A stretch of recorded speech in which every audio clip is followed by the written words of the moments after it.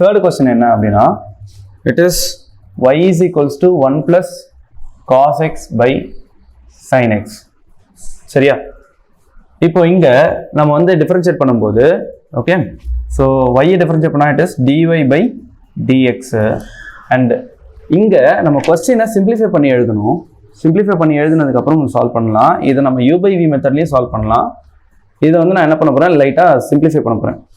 எப்படி சிம்பிளிஃபை பண்ணுறேன்னு பாருங்கள். நம்ம டினாமினேட்டரை இண்டிவிஜுவலாக நான் வந்து ஸ்ப்ளிட் பண்ணி எழுதிக்கிறேன். இப்போ 1 by sin x plus cos x by sin x. Okay, so இப்போ வந்து 1 by sin x is nothing but what? It is cosecant x plus cot x. சரியா? ஸோ இதான் வந்து நம்மளுடைய simplification. y is equals to cosecant x plus cot x வந்திருக்கு. இப்போ அதை தான் நம்ம டிஃபரன்ஷியேட் பண்ண போகிறோம். அதை டிஃபரன்ஷியேட் பண்ணும்போது நம்ம இண்டிவிஜுவலாகவே நம்ம என்ன பண்ணிக்கலாம், டிஃபரன்ஷியேட் பண்ணிக்கலாம். ஸோ cosecant x டிஃபரன்ஷியேட் பண்ணால் என்ன வரும்?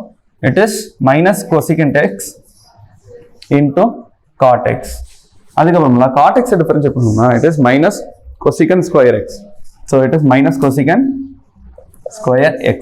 ஸோ இதுலேருந்து நான் cosecant x காமனாக வெளியே எடுக்கிறேன், மைனஸையும் காமனாக எடுக்கிறேன். அப்போ என்ன வரும்? cosecant x of cot x plus cosecant x.